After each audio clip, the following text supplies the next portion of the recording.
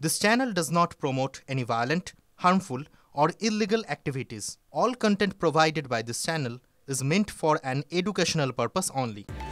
আর প্রথম যে খবর দিকে নজর রাখবো, যেখানে নজর আছে সকলের, মুর্শিদাবাদ।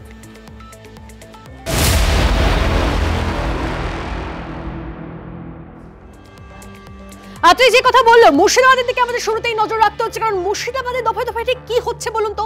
এমন সব অভিযোগ সামনে আসছে যে অভিযোগে শাসক দল আরো যাবে। কেন বলছি জানেন? কারণ মুর্শিদাবাদের ধুলিয়ানে নাকি যে হামলা হয়েছে, সেই হামলার উস্কানি দিয়েছিলেন খোদ পুরসভার চেয়ারম্যান। এই অভিযোগ সামনে এসছে, বিস্ফোরক অভিযোগ।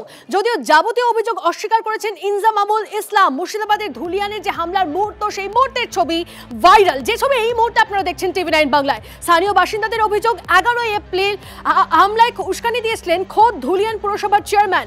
এনআইএ তদন্ত করে অপরাধীদের শাস্তির দাবি জানিয়েছেন ধুলিয়ানের পুরপ্রধান। কথা বলবো আমাদের প্রতিনিধি সায়ন্ত আমাদের সঙ্গে রয়েছেন সরাসরি গ্রাউন্ড জিরো থেকে। সায়ন্ত, এই তো বিস্ফোরক অভিযোগ, যে অভিযোগ সামনে আসছে, কিন্তু এই অভিযোগের সত্যতা কতটা সেটা কি খতিয়ে দেখা শুরু হয়েছে ইতিমধ্যেই? কি জানা যাচ্ছে এখন অবধি?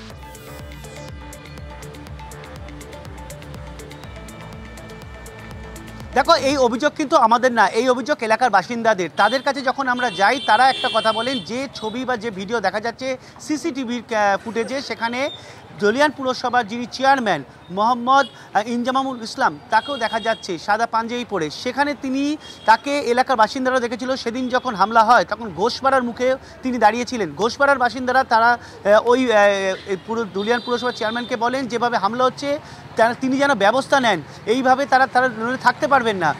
তখন সেই সময় ধুলিয়ান পুরসভার চেয়ারম্যানকে দেখা যায় ঠিক আটটু পিছিয়ে যেতে, এবং তারপরেই যাবতীয় যারা তাণ্ডবলীলা চালাচ্ছিল তাদের সঙ্গে দেখা যায় সিসিটিভি ফুটেজের মধ্যে। এলাকার বাসিন্দাদের অভিযোগ যে এই সম্পূর্ণ কাণ্ডে কিন্তু এই ইন্ধন রয়েছে পুরসভার চেয়ারম্যানের। কিন্তু পুরসভার চেয়ারম্যান দাবি করছেন যে তিনি এ ব্যাপারে কোনো যুক্ত নয়। তার বিরুদ্ধে যদি কোনো অভিযোগ উঠে থাকে তাহলে যেন এনআইএ তদন্ত করে, পুলিশ নয়। অর্থাৎ পুলিশের বিরুদ্ধে, পুলিশ নিয়েও তার কোনো আস্থা নেই। এনআইএর উপর তিনি আস্থা প্রকাশ করেছেন। কিন্তু এলাকার বাসিন্দারা দাবি করছেন যে এই ঘটনার সূত্রপাত কিন্তু 11 তারিখ নয়, এর আগে তিনি যখন শামশেরগঞ্জের গঙ্গার ঘাটে একটি অনুষ্ঠানে বক্তব্য রেখেছিলেন, সেখানে বিতর্কিত স্লোগান তুলেছিলেন। সেই স্লোগান ঘিরেই যাবতীয় ইন্ধন এবং উস্কানি, আর যাবতীয় ঘটনার সূত্রপাতে যাদের উস্কানির নাম উঠে আসছে তার মধ্যে অন্যতম হচ্ছে ধুলিয়ান পুরসভার চেয়ারম্যান। এমনই অভিযোগ এলাকার বাসিন্দাদের। স্বাভাবিকভাবে পুলিশ গোটা ঘটনা নিয়ে খতিয়ে দেখলো। এই ব্যাপারে সরকারিভাবে কেউ এমনি মন্তব্য করতে যায়নি, যদিও রাজনৈতিকভাবে অনেকেই অনেক মন্তব্য করেছেন, কিন্তু শাসক দলের তরফে কিন্তু সরকারিভাবে এবারে এখনো পর্যন্ত কোনো মন্তব্য করা হয়নি। পুলিশের তরফে শুধু জানানো হয়েছে, খতিয়ে দেখা হচ্ছে। যে অভিযোগ সামনে আসছে সেই অভিযোগ বিস্ফোরক, কারণ একজন পুরপ্রধান তিনি নাকি এই হামলায় তিনি নাকি উস্কানি দিয়েছেন, এমনটা অভিযোগ সামনে এসেছে। আচ্ছা, স্থানীয় বাসিন্দারা এই অভিযোগটা সামনে এনেছেন, আমরা বলছি না, স্থানীয় বাসিন্দারাই এই অভিযোগ করেছেন। তারা কি বলেছেন শোনাই আপনাদেরকে। এসব কাম হলো খুবই খুশি। এছাড়া এখানে আমাদের বিশেষ করে মুর্শিদাবাদে শামশেরগঞ্জে বাস করা যাবে না, কারণ এখানে এমএলএ বলুন আর এমপি বলুন সব, আর চেয়ারম্যান বলুন সবাই মারা। আপনাদের একটা বিষয় জিজ্ঞেস করতে, আপনারা সবাই রয়েছেন, সেদিনের ঘটনায় একটা ভিডিও দেখা যাচ্ছে চেয়ারম্যান ছিলেন, চেয়ারম্যানকে ছিলেন ছিল টিভিতে দেখা যায়, মোবাইলে দেখতে পাওয়া যাচ্ছে, তো মোবাইলে ভিডিও ফুটেছে যে চেয়ারম্যানে ছিল, মোবাইলে দেখা যাচ্ছে তো। আজকে ছবি দেখাবো আপনাদেরকে। ইনজামামুল ইসলাম, অর্থাৎ যার বিরুদ্ধে অভিযোগ উঠেছে, সে আজকে গেছিল ঘটনাস্থলে এই হামলা, এই সমস্ত কিছু থামাতে, শান্ত করতে। তিনি সেখানে গিয়ে কি বলেছেন শোনাবো আপনাদের। আমাকে বদনাম করে কালিমা লিপ্ত করতে চাইছে। আমি আপনাদের মধ্য দিয়ে সমস্ত জনগণকে জানাতে চাইছি যে সেদিন ঘটনাটা কি ঘটেছিল। আমি এবং কাউন্সিলরের স্বামী শঙ্কর সরকার পৌরসভার কাজেই আমরা ছিলাম। ওনার ফোনে একটা ফোন আসে, তখন আমরা ওনার বাইকে চেপে সঙ্গে সঙ্গে ঘটনাস্থলে পৌঁছে যাই। আমরা উভয় পক্ষের সম্প্রদায় মানুষকে আমরা এই ঘটনাটাকে থামার চেষ্টা করি। এই ভিডিওটা নিয়ে আমাকে বদনাম করে কালিমালিপ্ত করতে চাইছে। এই ভিডিওকে বিকৃত করে আমাকে বদনাম করার চেষ্টা করছে। আমি এখানেই ছোট থেকে মানুষ হয়েছি, চলাফেরা করেছি। আমার কি ধরনের মেন্টালিটি আমার ধুলিয়ানবাসী জানে।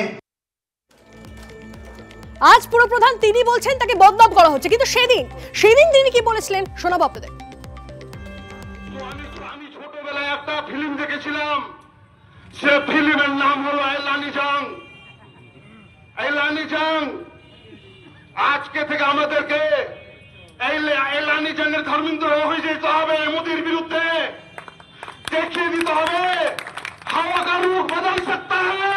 बीजेपी पार्टी नाम से बीजेपी पार्टी সে পার্টি ভারতবর্ষের মাটি থেকে উঠে যাবে। ওটা তো কর্মসূচির মধ্যে পড়ে। রাজ্যের যিনি কলকাতা শহরের যিনি প্রথম নাগরিক মেয়র তিনি তো দাওয়াতে ইসলাম বলে দিয়েছেন। তো উনি বলে দিয়েছেন মেয়র ও মিউনিসিপ্যালিটি চেয়ারম্যান ও মার্তা নেমে পড়েছে ভাঙচুর করতে, এটাই ধর্ম ওদের কাছে। আর মুর্শিদাবাদের হিংসার প্রতিবাদে কলকাতায় পথে নেমেছে বিজেপি। ভবানীপুর শুভেন্দু অধিকারীর নেতৃত্বে প্রতিবাদ মিছিল, অত্যন্ত গুরুত্বপূর্ণ একটি কেন্দ্র, আপনারা জানেন মুখ্যমন্ত্রী মমতা বন্দ্যোপাধ্যায়ের এই কেন্দ্র। এখানে শুভেন্দু অধিকারীর নেতৃত্বে প্রতিবাদ মিছিল চলছে বিজেপির। প্রদীপ তো আমাদের প্রতিনিধি সরাসরি আছেন। মিছিল এখন এই মুহূর্তে কোথায় রয়েছে, মিছিল থেকে কি বলা হচ্ছে, আর খুব গুরুত্বপূর্ণ জায়গা ভবানীপুর কেন বেছে নিয়েছে বিজেপি?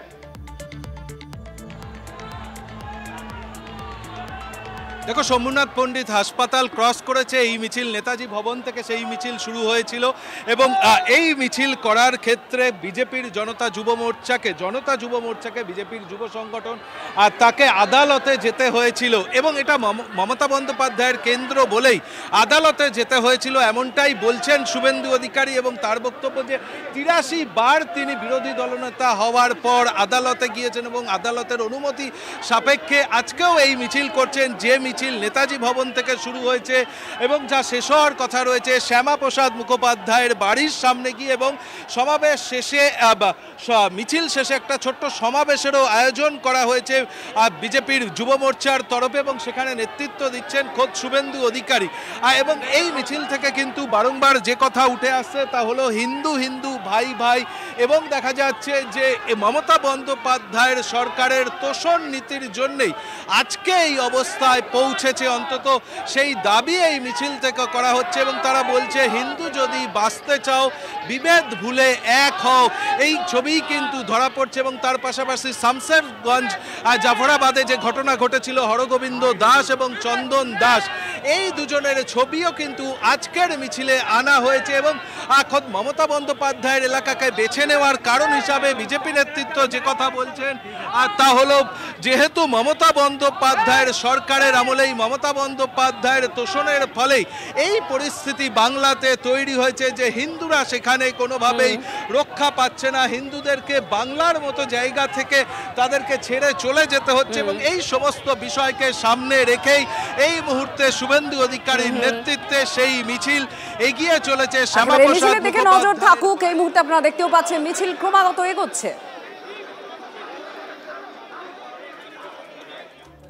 আর এই মুহূর্তে আমরা একটা ছবি দেখাবো আপনাদেরকে। নিয়োগ দুর্নীতি থেকে মুর্শিদাবাদে যে হিংসা হচ্ছে সেই হিংসার প্রতিবাদ, আর সেই প্রতিবাদকে ঘিরেই ধুন্ধুমার পরিস্থিতি বালুরঘাটে সুকান্ত মজুমদার এবং বিজেপির কর্মী সমর্থকরা যারা ছিলেন তাদের মিছিল আটকাতে এই পুলিশের সঙ্গে রীতিমতো খণ্ডযুদ্ধ বলা যেতে পারে, হাতাহাতি পরিস্থিতি, বিক্ষোভকারীদের হঠাতে পুলিশের লাঠিচার্জ। সেই মুহূর্তের ছবিটা আপনাদেরকে দেখাচ্ছি। নিয়োগ দুর্নীতি, মুর্শিদাবাদে হিংসার প্রতিবাদ, আর সেই প্রতিবাদ ঘিরে বালুরঘাটে ধুন্ধুমার পরিস্থিতি।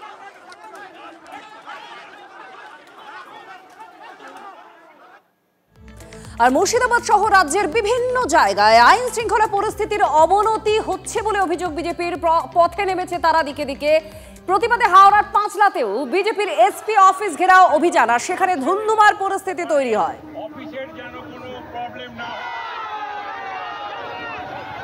তিনটে ছবি আপনারা দেখতে পাচ্ছেন। বিজেপির রাস্তায় নেমে আজকে প্রতিবাদ। এক, তারা কলকাতায় নেমে যেখানে মিছিল করছে অন্যতম কেন্দ্র ভবানীপুর, মুখ্যমন্ত্রী মমতা বন্দ্যোপাধ্যায়ের কেন্দ্র, সেখানে মিছিল এগিয়ে যাচ্ছে ক্রমাগত।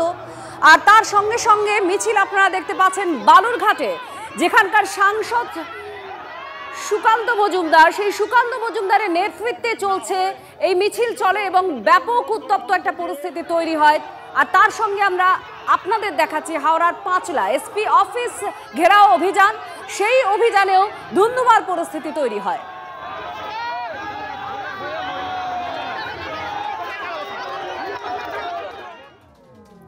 হিংসা থামলেও আতঙ্ক কাটেনি। মুর্শিদাবাদের সন্ত্রস্ত এলাকায় পৌঁছে যায় জাতীয় মহিলা কমিশন এবং সেখানে গিয়ে যারা সাধারণ মানুষজনরা রয়েছেন, যারা মহিলা রয়েছেন, তারা সেখানে স্থায়ী বিএসএফ ক্যাম্পের তারা দাবি জানায়, আশ্বাস দেয় কমিশন।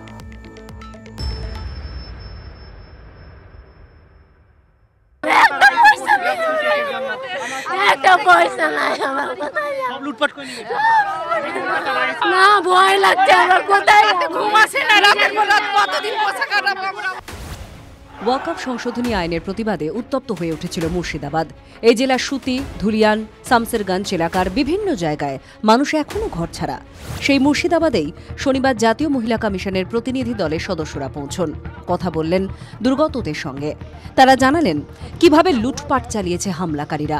হিংসা ওদের সবকিছু কেড়ে নিয়েছে। সম্বল বলতে এখন শুধুই চোখের জল। কমিশনের চেয়ারপারসন বিজয়া রাহাতকারের নেতৃত্বে প্রতিনিধি দল উপদ্রুত এলাকায় বেদবোনায় পৌঁছতেই তাঁদের ঘিরে ধরেন গ্রামের মানুষ। মাটিতে শুয়ে কাঁদতে শুরু করেন মহিলারা।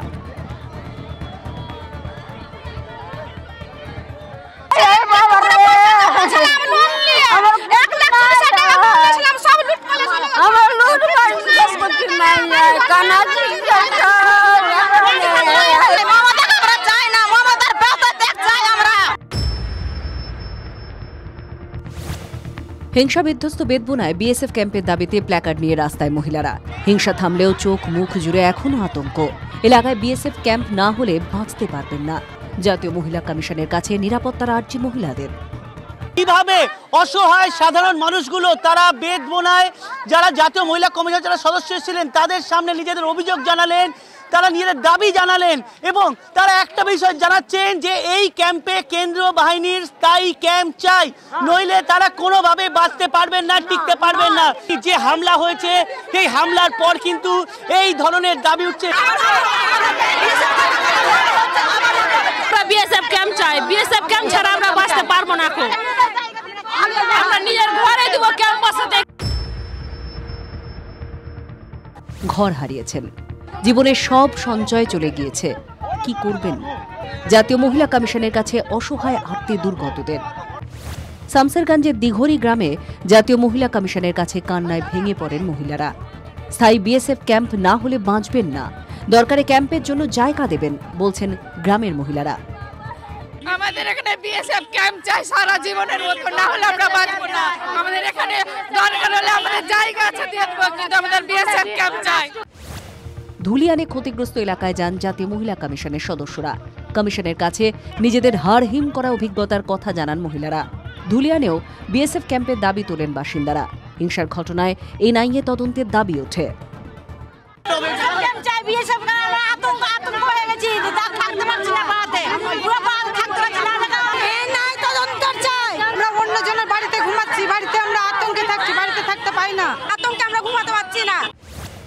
ধুলিয়ান বেদবোনায় ক্ষতিগ্রস্ত এলাকা পরিস্থিতি দেখে উদ্বিগ্ন কমিশনের সদস্যরা। केंद्रीय दल से अच्छी सुरक्षा मिलेगी, आप चिंता मत करो।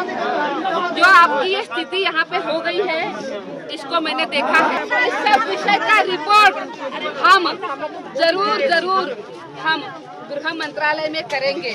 कोई भी किसी के साथ ऐसा अत्याचार नहीं कर सकता। पूरा देश आपके साथ है।